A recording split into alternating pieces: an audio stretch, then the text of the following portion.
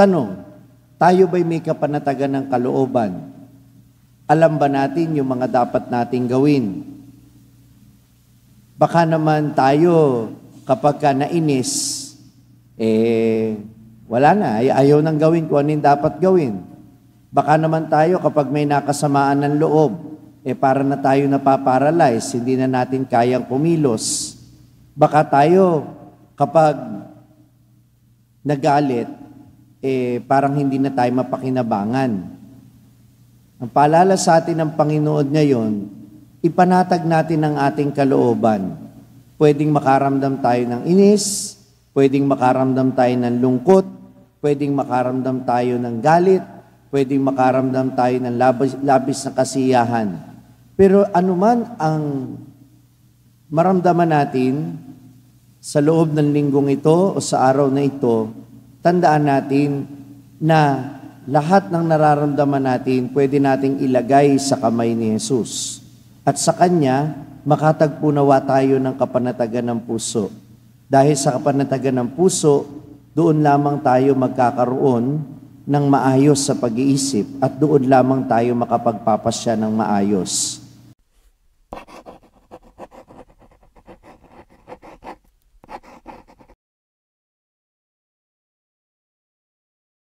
Sumainyo ang Panginoon at sumaiyo rin ang mabuting balita ng Panginoon ayon kay San Juan. Papuri sa iyo, Panginoon.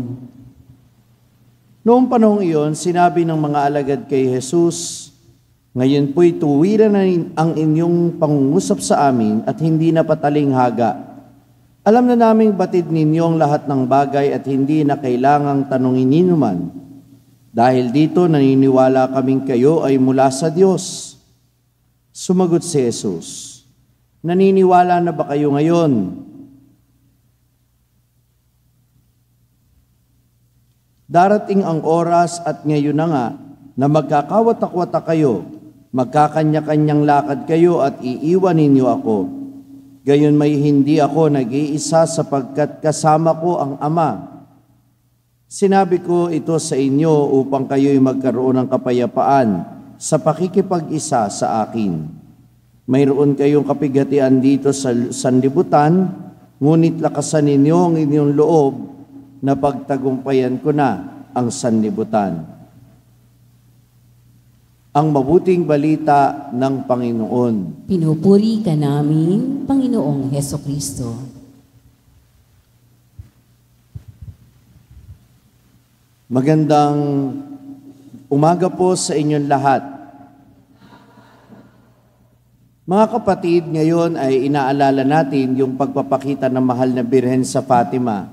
Sa Fatima, ipinangako ng mahal na Birhen sa mga bata na sina Jacinta, Lucia at Francisco na ipagkakaloob niya ang biyaya ng kapayapaan kung ang mga tao ay lalapit sa Kanya, ang mga tao ay magsisisi sa kanilang mga kasalanan at tatanggapin nila si Jesus.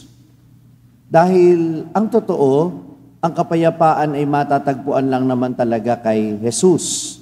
At ito rin yung punto ng ebanghelyo natin ngayon.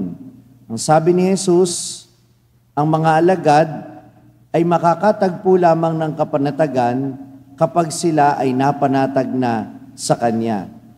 Alam ni Jesus na itong mga alagad ay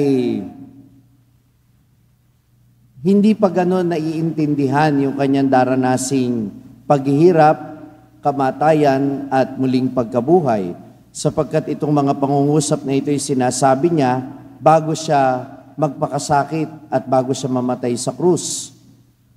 Kahit pa nagbibigay na konsuelo de bobo yung mga alagad na akala nila naiintindihan na nila yung sinasabi ni Jesus dahil tuwira na ang kanyang mga pangungusap, ang totoo ay alam ni Jesus na hindi naman talaga nila naiintindihan na itong mga alagad ay punong-puno lamang ng emosyon noong mga panahon na yun na sila ay kinakausap ni Jesus.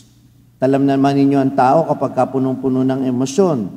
Kapag masyadong malungkot, kapag masyadong masaya, pag masyadong galit, hindi naman naiintindihan at hindi naman napag-iisipan ang kanyang mga sinasabi. Pero si Jesus, kahit ganun, alam natin na si Jesus ay mabigat din ang pakiramdam niya bago siya lumisan sa mundong ito dahil hindi naman madali yung kanyang tatahakin na pagpapakasakit at kamatayan. Pero kahit ganon, hindi niya hinahayaang pangibabawan siya ng emosyon.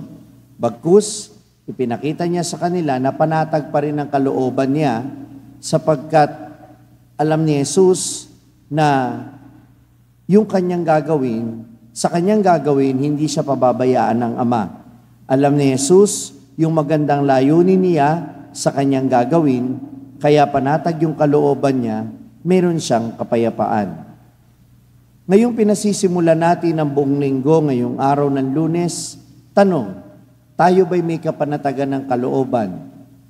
Alam ba natin yung mga dapat nating gawin? Baka naman tayo, kapag ka nainis, wala na, ayaw nang gawin kung ano yung dapat gawin. Baka naman tayo, kapag may nakasamaan ng loob, para na tayo napaparalyze, hindi na natin kayang kumilos.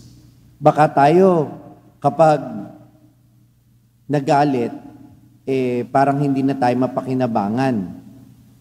Ang paalala sa atin ng Panginoon ngayon, ipanatag natin ang ating kalooban. Pwedeng makaramdam tayo ng inis, pwedeng makaramdam tayo ng lungkot, pwedeng makaramdam tayo ng galit, pwedeng makaramdam tayo ng labis na kasiyahan.